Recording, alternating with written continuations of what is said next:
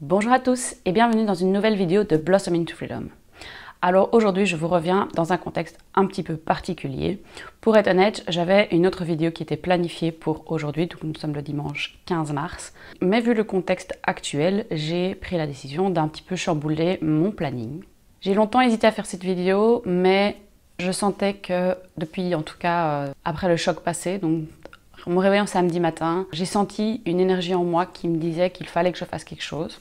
Et donc j'ai passé vraiment la journée de samedi à réfléchir, ok, qu'est-ce que je peux mettre en place, qu'est-ce que je peux faire.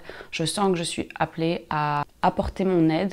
Et j'ai eu plusieurs idées qui me sont venues, notamment cette vidéo, parce que je me suis dit, j'ai une plateforme, aussi petite soit-elle à l'heure actuelle, et si cette vidéo peut aider même une seule personne, eh bien j'aurais fait ma part.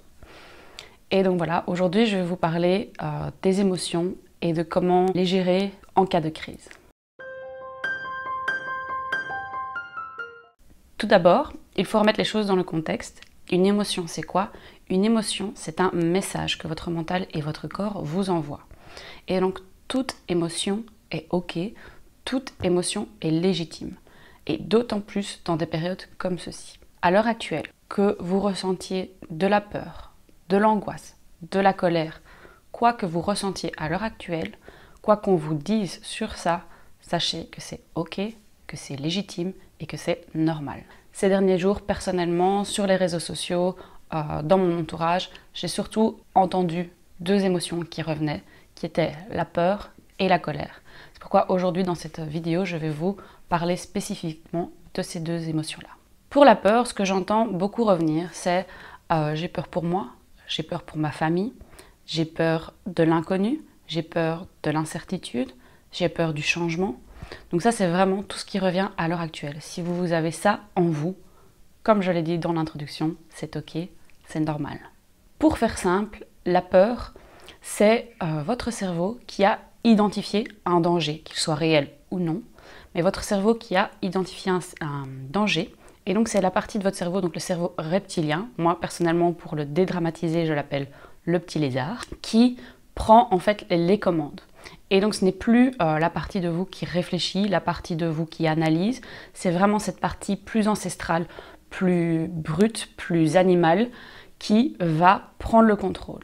Et donc c'est pour ça peut-être que vous avez eu cette soudaine envie d'aller faire des stocks de nourriture. C'est vraiment cette partie-là de votre cerveau qui, une fois qu'elle se met en alerte, qui, une fois qu'elle détecte un danger, va prendre le contrôle de votre esprit et va finalement devenir le centre de contrôle de vos actions.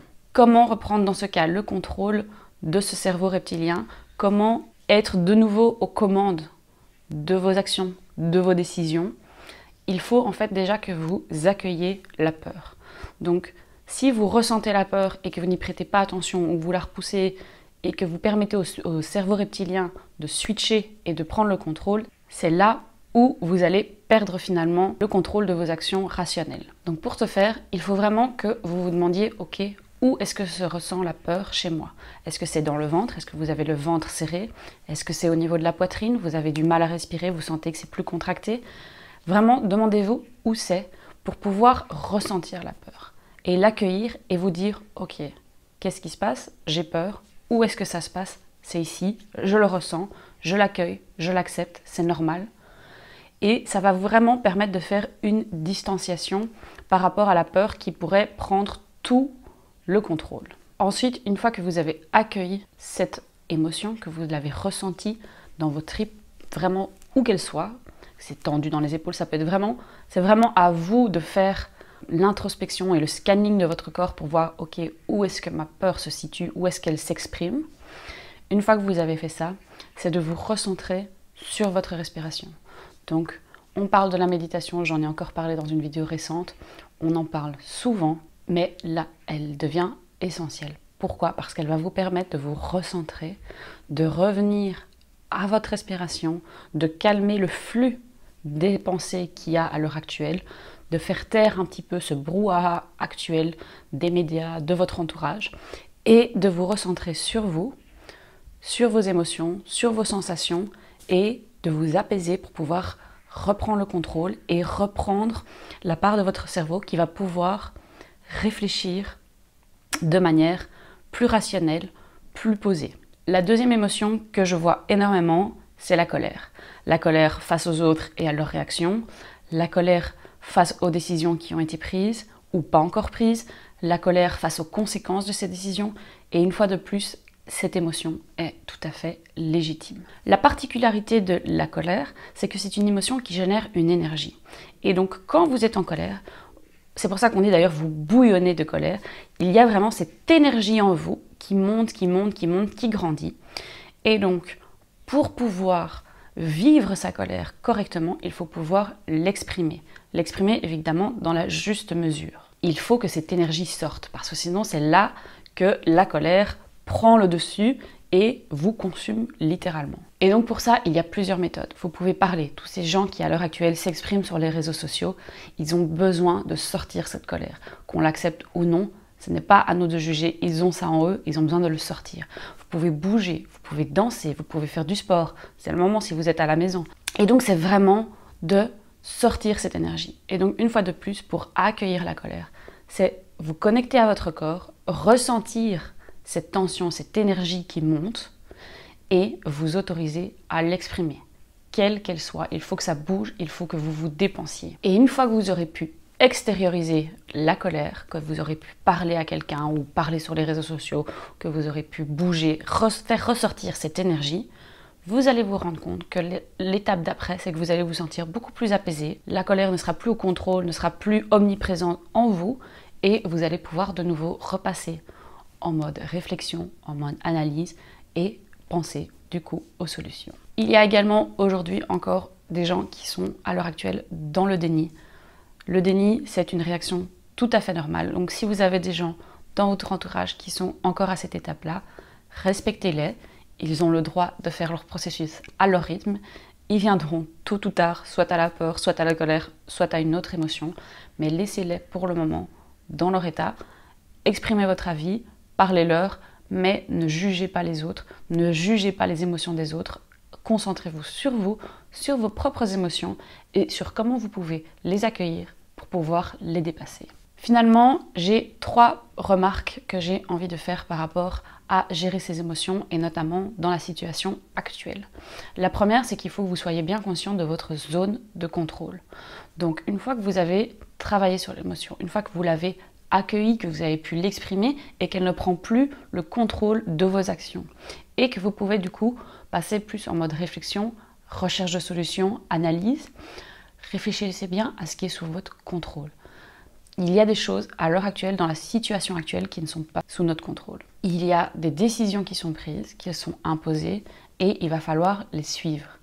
Mais malgré ce champ de possibilités qui est restreint, vous avez toujours un contrôle sur certaines choses, et notamment sur vos pensées, sur vos paroles et sur vos actions. Et donc, pensez vraiment, recentrez-vous sur qu'est-ce que je peux faire dans ce contexte, sur quoi ai-je du contrôle à l'heure actuelle, qu'est-ce que je peux mettre en place, dans quelle mesure. La deuxième remarque que j'ai envie de vous faire, c'est si jamais vous sentez que vous avez la peur, vous avez la colère, mais vous essayez soit de l'étouffer, de l'ignorer, de la repousser, de vous dire non, non, non, j'ai pas peur. Quand on combat quelque chose, quand on combat une pensée, quand on combat une émotion, on lui donne plus de poids, on lui donne plus d'énergie, on ne fait que la renforcer. Donc au plus vous allez détourner le regard sur ce qui se passe en vous à l'heure actuelle, au plus cela va prendre de l'ampleur et au plus ça risque de vous dépasser complètement, de vous exploser à la figure comme on dit, et vous n'allez pas finalement comprendre la réaction démesurée que ça va prendre. Et donc je vous invite vraiment, nous avons à l'heure actuelle tous des émotions fortes, ce n'est quasiment impossible à l'heure actuelle de rester totalement impassible. Connectez-vous à ce qui se passe en vous et vous pourrez passer à l'étape suivante, vous pourrez passer à l'étape de je sais que j'ai peur, je ressens la peur, mais elle ne me gouverne pas, ou je sais que j'ai de la colère, je la ressens, je l'exprime, mais elle ne me gouverne pas, pour pouvoir justement retourner vers plus d'apaisement, plus de sérénité et plus de connexion à la joie et à des choses qui vont vous rebooster. Et ma dernière remarque finalement, c'est pour tous ceux d'entre vous qui sont très forts dans l'empathie. Donc moi personnellement, je suis quelqu'un d'extrêmement empathique. Je suis du genre à, si je regarde un film très triste, je vais finalement pleurer, pas parce que c'est triste, mais parce que je vais finalement ressentir ce que la personne exprime comme si c'était en moi. Donc je suis vraiment quelqu'un de très empathique et ces derniers jours ça a été très difficile parce que tout ce que j'ai vu, tout ce que j'ai lu, tout ce que j'ai entendu, et même quand je suis coupée de tout ça, j'ai la sensation de ressentir toutes les émotions des autres. Toute cette colère, toute cette peur, etc. Donc si c'est votre cas, si vous êtes comme moi et vous vous sentez un peu débordé et que vous avez cette sensation que c'est au-delà de vous, que vous prenez plus que ce qui est votre part à vous, recentrez-vous sur vous, reconnectez-vous à votre corps et vraiment dites-vous, ok, dans tout ce qui se passe là, dans tout ce que je ressens, qu'est-ce qui est à moi? Et ne vous concentrez que là-dessus et lâchez au maximum. Chacun à l'heure actuelle doit faire sa part de travail. Ça va être beaucoup plus compliqué pour des gens comme moi qui sont très empathiques et qui ressentent les émotions des autres de manière très très très forte. Mais il va falloir vraiment penser à prendre un moment pour vous et pour vous recentrer sur ce que vous ressentez, sur ce que vous vivez et ensuite sur ce que vous pouvez faire pour aller de l'avant. Pour résumer, dans le contexte actuel et d'ailleurs à n'importe quel moment de votre vie quand vous avez des émotions, il y a 3 étapes à suivre.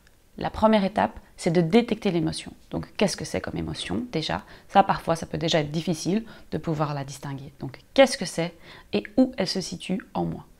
Où est-ce que je la ressens? Est-ce que c'est dans mon ventre? Est-ce que c'est dans ma respiration? Est-ce que c'est dans mes épaules? Où est-ce que je ressens l'émotion? La deuxième étape, c'est de l'accueillir et de l'exprimer. Donc c'est vraiment de pouvoir s'autoriser à ressentir, à vivre cette émotion et à recevoir le message qu'elle vient nous apporter. Et finalement, la dernière étape, c'est qu'une fois que vous avez accueilli l'émotion, que vous avez pu l'apaiser, une fois que vous avez pu reprendre le contrôle de vos pensées, de vos paroles, de vos actions, c'est de vous dire « Ok, maintenant, qu'est-ce que je peux faire dans ma zone de contrôle ?» Cette période ne va probablement pas être facile pour beaucoup de monde, j'en suis bien consciente. Et j'espère vraiment que si vous avez besoin, que vous n'hésiterez pas à laisser un commentaire et que si vous avez besoin d'un soutien, vous allez aller le chercher. Je serai là dans les commentaires, dans les jours qui viennent. Je serai là pour vous soutenir si vous avez besoin de quoi que ce soit. Et essayez vraiment de prendre ce moment comme une opportunité pour vous recentrer sur vous, pour apprendre à vous connaître, pour faire de l'introspection, pour faire des choses qui vous mettent vraiment en joie, qui vous rendent heureux, des choses que vous n'avez jamais le temps de faire, des choses que vous reportez sans cesse par manque de temps dans le quotidien normal, entre guillemets. Et donc vraiment, prenez ce moment pour vous ressourcer et accueillez tout ce qui se passe en vous, parce que c'est comme ça que vous allez pouvoir passer outre. J'espère que cette vidéo pourra aider certains d'entre vous. N'hésitez pas à me laisser un commentaire, n'hésitez pas à me contacter via Instagram, via les messages privés sur Instagram. Si vous avez besoin d'aide, si vous avez besoin de parler, si vous avez besoin d'exprimer votre colère, si vous bloquez un petit peu sur justement « j'arrive pas à savoir où est ma peur, où est ma colère, j'arrive pas à savoir ce que je ressens », n'hésitez pas à me contacter. Je serai ravie de vous apporter l'aide que je peux à mon niveau. Et en attendant la prochaine vidéo, je vous dis à très vite et surtout prenez soin de vous.